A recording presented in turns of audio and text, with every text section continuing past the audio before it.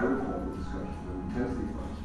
The institution of which we are a part is asserting its power at the expense of our folks who are powerless across the street.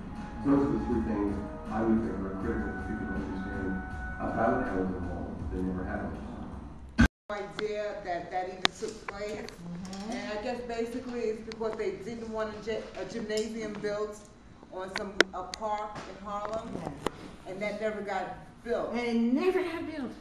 Do you know, I did not know that it never got built until 2 years ago, when we had the commemoration.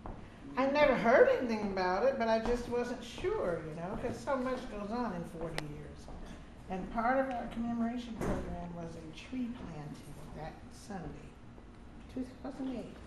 The city commissioner, Parks and Recreation, came there, and 2 or 3 other government people. And it was only about 20 of us from the student demonstrations. One was the guy who saw Sam White. But they dedicated that tree to the students for preserving that park. They said if a gym had been put there, that park would have been ruined. Had concrete and the water flow and the people trampling. But now it has gotten, I think they said national, maybe state heritage. It was just designated that year. So we accomplished something with what we did. And it's symbolic, like you say, because it's just a park. But it was symbolic of Columbia's, you know, taking over. Okay, so also during that same period, there were other demonstrations going on at this university. Is that what they were saying at Columbia during that same time? No. Yeah, they were going all over the world at that time. No, that night, that same day. So how come it wasn't, when it was in the New York Times, what did they report? I didn't get that They part. reported 900 screaming, crazy, painting the walls, white people. Because there were 5 buildings involved. When we took over and kicked them out, they went to the other 4. And those 4 were disastrous. And that's what makes news. We were sitting up here cleaning up the floor so you could eat off of it. That was not newsworthy. Okay, but you were all fighting for the same thing? All the same cause. Oh yeah, the white see. students were for gym not being built. They were for Vietnam War. But there were so many of them and they were so disparate and they didn't have the leadership that we had. We'd all worked together and it pulled us closer. And you know, mind you, I was only there about a day. I really didn't last that long. But I've, you know, recreating it. So yeah, that's hard to get across. It's so much hard to get across, but keep questions coming. Somebody else has camera. Overall, I thought the film was fantastic. I mean, in terms of the screening, the shot, the sight of it. I mean, I've seen some stuff in terms of screening that were horrors compared to this, and this was fantastic. Yeah, but there was a bit of confusion for me as to the dates that were being placed up there and the speakers and exactly when they were speaking what they're saying versus the dates that were being shown. And I also noticed that in some of the credits I saw Governor David Patterson, and I saw that saying that he attended Columbia in 1977? He graduated. As did President Barack Obama. Right, no, I understood that. Okay, well, Patterson was too. And Eric Holder, I don't think we put him. But the thing about the dates, by the way, Brother Watusi, we need to go down in the Guinness Book of Records. Today is April 30th, and that was the last day of the, did you notice that? Oh, that's April 30th, 1968, so there's some reason we're here tonight. But, so my dear, I don't mean to be disparaging when I say sweetheart, but have you ever done a film, first of all? Pardon? Have you ever put together a film? No. Have you ever written a book? I write a lot of books and stuff that don't get published. Doesn't get published. Well, have you ever painted a picture? You know, this thing was about the most creative thing I have ever done. It was kicking my butt doing it, but it was fun. It was because it was creative, you know. And my son got into this at 25 years old in 2007, September.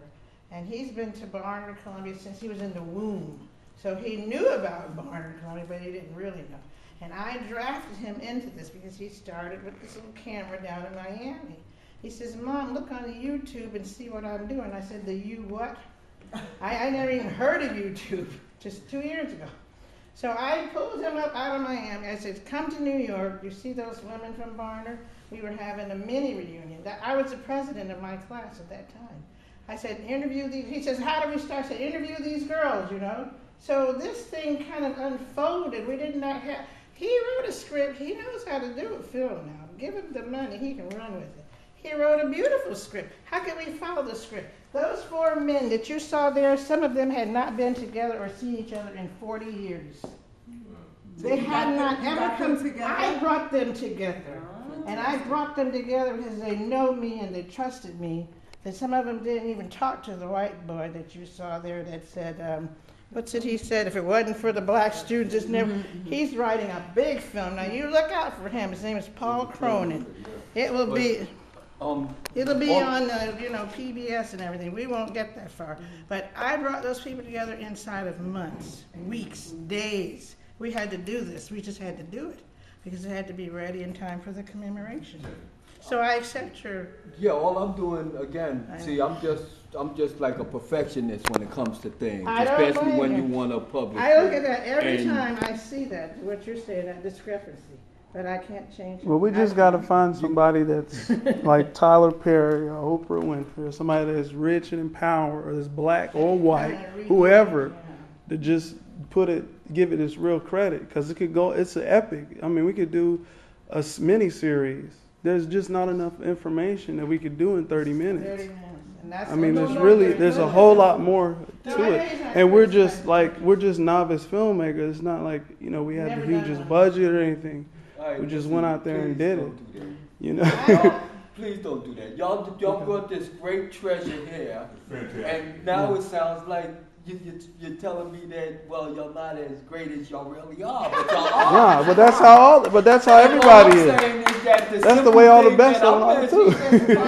The simple points that I'm bringing out could be easily strapped in there. There's no, I don't know about that. You don't know the word.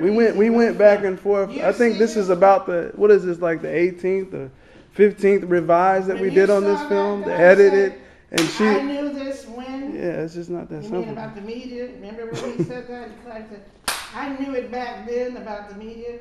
Yeah. You should have first seen this, the first editing version of it, 2 weeks before showtime. No, 2 nights.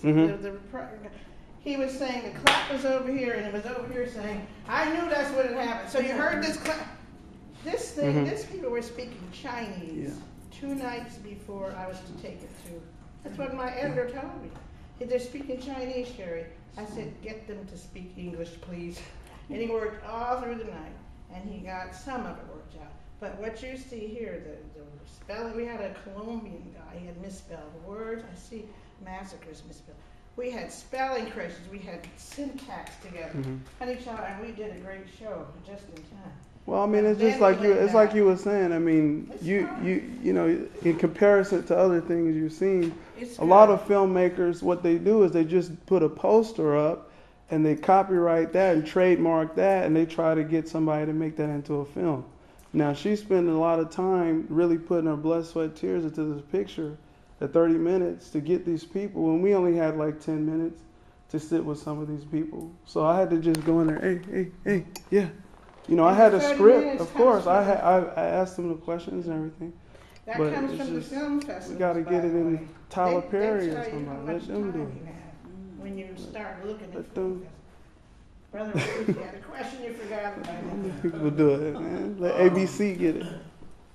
What makes the student, how would you describe uprising revolt, so significant? Because there were several that was going on, Berkeley and all over, and then City College even the next year. What makes Columbia so significant, do you think? Well, yeah, a couple of things that was alluded there. First of all, Columbia's was, and people get Columbia confused with Cornell's. Cornell students had rifles in the windows. Right. And my people tell me, that was you, and no, dear, I don't go with rifles.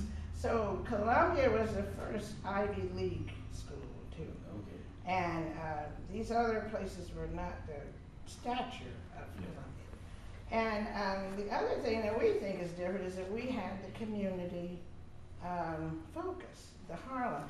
See, Berkeley and some of those others, they only wanted the curriculum changes and the ethnic and more black students. That was a big thing in 1969. We went to the Black studies.